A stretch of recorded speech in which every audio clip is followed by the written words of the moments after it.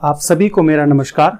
उत्तराखंड के इतिहास के अंतर्गत हम परमार या पंवार राजवंश की कहानी पढ़ रहे हैं और इस कड़ी में अभी तक हम कुछ शासकों की जानकारी प्राप्त कर चुके हैं या मेरे द्वारा कुछ शासकों की जानकारी आपके साथ शेयर की गई है।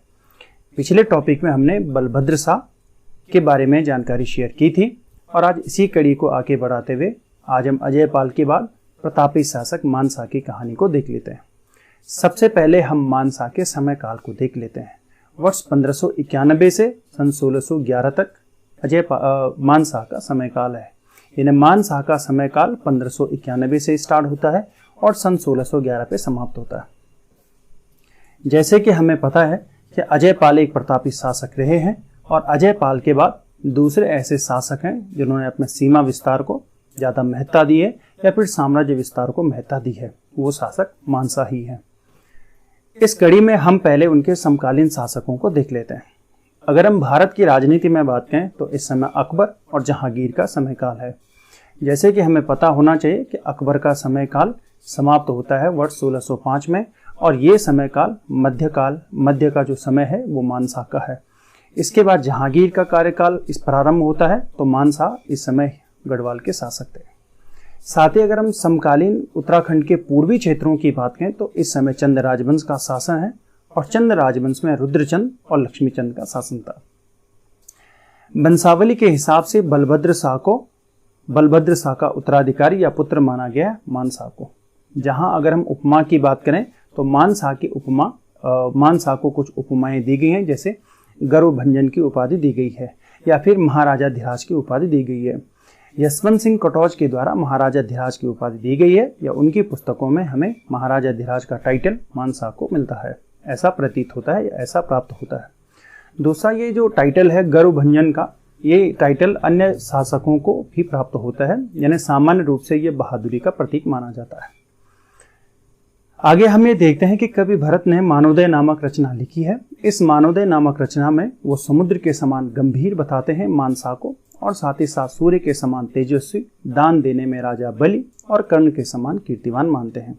यानी यहाँ पे मानसा को कवि भरत, जिन्होंने मानवोदय नामक काव्य लिखी है, और कवि भरत स्वयं मानसा के दरबार में थे या दरबारी कवि थे। उन्होंने जो अपनी रचना लिखी है इस रचना में तुलना की है, समानता बताई है राजा बलि के साथ और कर्ण के साथ। यानी ये दोनों व्यक्ति, धार्मिक और पौराणिक इतिहास में हमें ये जानकारी मिलती है कि ये दोनों व्यक्ति महान दानी माने जाते हैं और इनकी समानता राजा मानसा के साथ बताई गई है। अब हम मानसा के द्वारा अपने साम्राज्य विस्तार में किन किन स्थानों पर साम्राज्य विस्तार किया गया उनको देख लेते हैं। अर्थात अब हम मानसा के सैन्य अभियानों को देखते हैं। सबसे पहले हम मानसा के भोट सैन्य अभियान को देखते हैं। भोट का सामान्य जो तात्पर्य है वो भोट क्षेत्र या फिर उत्तराखंड की सीमाओं से परे तिब्बत वाला क्षेत्र माना जाता है। इस समय इस क्षेत्र में, यानी इस क्षेत्र को दापा भी कहते थे और दापा का जो इस समय राजा था उसका नाम काकुआ मोर था। तो काकुआ मोर नामक राजा के खिलाफ सैन्य अभियान किया जाता है मानसा के द्वारा। और ये सैन्य अभियान का अगर हम कारणों पर देखें तो इससे पूर्व ऐसा देखने को मिलता है कि जो भोट राज्य के सैनिक थे या भोट जो सेना थी वो बार बार उत्तराखंड के क्षेत्रों में, गढ़वाल के क्षेत्रों में प्रवेश करती थी और लूटपाट करती थी। राजा मानसा को दंड देना था, भोट जो सेना थी या जो सैनिक थे उनको दंड देना था, इसीलिए मानसा के द्वारा सैन्य अभियान किया गया। इस सैन्य अभियान की सफलता, मानसा को सफलता मिलती है और काकुआ मोर को युद्ध में पराजय झेलनी पड़ती है। इस पराजय के बाद संधि होती है और इस संधि में तय किया जाता है कि 1.25 सेर सोना मानसा को दिया जाएगा काकुआ मोर के द्वारा और एक चौसिंगा मेंढा, अर्थात एक बकरी, चौसिंगा जो बकरी होती है या फिर जो बकरा होता है वो दिया जाएगा प्रति वर्ष, यानी प्रत्येक साल राजा मानसा को। तो इस प्रकार की एक संधि होती है और साथ ही साथ ये भी भरोसा दिलाया जाता है कि किसी भी भोट सेना के द्वारा या सैनिक के द्वारा गढ़वाल के क्षेत्रों में अतिक्रमण नहीं किया जाएगा या फिर लूटपाट नहीं मचाई जाएगी। तो ये अभियान दापा के खिलाफ अभियान था, लेकिन मानसा की सेना यहीं पर नहीं रुकती है बल्कि दापा से भी थोड़ा सा आगे बढ़ती है, जो स्थान था छपरांग। तो छपरांग में प्रवेश किया जाता है, जो नज़दीकी दापा का क्षेत्र है। यहाँ पर छपरांग का जो शासक था उसका राजप्रसाद यानी कि महल पर आक्रमण किया जाता है और वहाँ से सोना लिया जाता है और आगे चलकर जो प्राप्त यहाँ से जो स्वर्ण कलश थे उनको गौरी मठ में दान किया जाता है।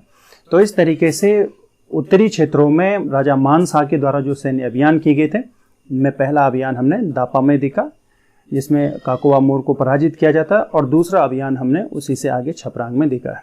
वहीं अगर हम दक्षिण अभियान की बात करें तो दक्षिण अभियान में नगीना तक मानसा ने अपनी सीमा का विस्तार कर लिया था और मंगलोर तक उनकी सीमाएं हो चुकी थी। अब हम मानसा के पूर्वी सैन्य अभियानों को देख लेते हैं। इस समय अगर हम पूर्वी क्षेत्रों की बात करें तो चंद राजवंश का शासन है और लक्ष्मीचंद उसका शासक था। तो वर्ष 1597 से वर्ष 1602 तक लक्ष्मीचंद के द्वारा 6 बार गढ़वाल पर आक्रमण किया जाता है, लेकिन इन 6 बार के आक्रमणों में लक्ष्मीचंद बहुत बुरी तरीके से पराजित होता है, लेकिन पुनः प्रयास करता है और 7वीं बार पेनागढ़ जो गढ़वाल के सीमांत क्षेत्र था उस पर आक्रमण करता है। लेकिन इस आक्रमण में भी लक्ष्मीचंद को पराजय झेलनी पड़ती है और उसके 2 सेनापति युद्ध में मारे जाते हैं। इसकी जानकारी हमें मानोदय काव्य से भी प्राप्त होती है। मानोदय काव्य ये कहता है कि इस समय जो गढ़वाल की सेना थी अर्थात मानसा की सेना थी, चन्नों की जो राजधानी चंपावती थी वहां तक पहुंच गई थी और कुमाऊं की सेना को वहां तक पराजित किया था। इस समय अगर हम गढ़वाल के सेनापति की बात करें या मानसा के सेनापति की बात करें तो नंदी को बताया गया कि नंदी सेनापति था, लेकिन पुनः लक्ष्मीचंद के द्वारा गढ़वाल के खिलाफ सैन्य अभियान किया जाता है वर्ष 1605 में और उसका यह 8वां सैन्य अभियान था। इस सैन्य अभियान के दौरान लक्ष्मीचंद ने गढ़वाल पर आक्रमण करके गढ़वाल के सीमांत क्षेत्रों में लूटपाट मचाई और सफलता से वो अल्मोड़ा वापस लौट गया। इस युद्ध के समय गढ़वाल का जो सेनापति था वो खतर सिंह था या फिर जिसे खतरुआ भी कहा जाता है, और जबकि चंद सेनापति की अगर हम बात करें तो गेंडा सिंह इस समय चंदों का सेनापति था। यानी जहां गढ़वाल का सेनापति खतर सिंह या खतरुआ था, वहीं अगर हम कुमाऊं की बात करें या चंद राजवंश के सेनापति की बात करें तो उसका नाम गेंडा सिंह था। इस युद्ध में खतर सिंह मारा जाता है और खतर सिंह के मरने के बाद जश्न के रूप में उत्सव मनाया जाता है, जिस उत्सव को खतरुआ उत्सव कहते हैं। यानी अगर हम खतरुआ उत्सव की बात करें तो यह उत्सव विजय के उपलक्ष्य में था और कुमाऊं की जनता के द्वारा यह उत्सव मनाया गया था। दूसरे अगर हम खतरुआ उत्सव की बात करें, वर्तमान में खतरुआ जो उत्सव है पशु संरक्षण के लिए जाना जाता है और ख़ास तौर पे अगर हम पशु की बात करें तो गायों के संरक्षण के लिए यह जाना जाता है। अगर हम दोनों राज्यों की बात करें, गढ़वाल और कुमाऊं, हम दोनों राज्यों की बात करें, दोनों के बीच असीमित युद्ध लड़े गए, लेकिन इन युद्धों के बावजूद भी एक दूसरे के क्षेत्रों पर आधिपत्य नहीं किया गया और यह कह सकते हैं कि यह मात्र सीमांत झड़पें ही थी। अब हम ये देख लेते हैं कि जहांगीरनामा में राजा मानसा की क्या जानकारी प्राप्त हुई है। अगर हम पूर्वी क्षेत्रों की बात करें जिसमें चंद शासक राज्य कर रहे थे, जिसमें रुद्रचंद और आगे हम लक्ष्मीचंद के बारे में बात करते हैं, इन दोनों राजाओं के द्वारा मुगल दरबार में अपनी उपस्थिति दर्ज कराई गई थी। लेकिन जब हम गढ़वाल के शासक मानसा की बात करते हैं तो उनके द्वारा मुगल दरबार में अपनी उपस्थिति दर्ज कराने का कोई भी उल्लेख नहीं मिलता है, लेकिन मैत्रीपूर्ण संबंधों की जरूर जानकारी मिलती है कि गढ़वाल के साथ मुगल शासक का मैत्रीपूर्ण संबंध जरूर रहा है।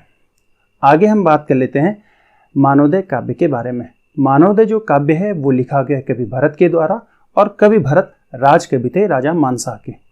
उनके द्वारा लिखी गई जो पुस्तक है मानोदय काव्य, यह पहली ऐसी पुस्तक है जिसमें परमार या पंवार राजवंश की जानकारी हमें प्राप्त होती है। मानसा को इसमें दानवीर राजा कहा गया है।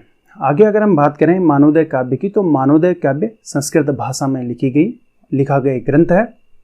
इसी के साथ कवि भरत के द्वारा जहांगीर विनोद नामक रचना भी लिखी गई है और ऐसा कहते हैं कि जहांगीर के दरबार में ये कुछ समय तक रहे थे और ज्योतिषी के रूप में रहे थे, जहां उन्हें ज्योतिक राय की उपाधि से सम्मानित किया गया था। हालांकि इस उपाधि को लेकर भी इतिहासकारों में मतभेद जरूर देखने को मिलता है।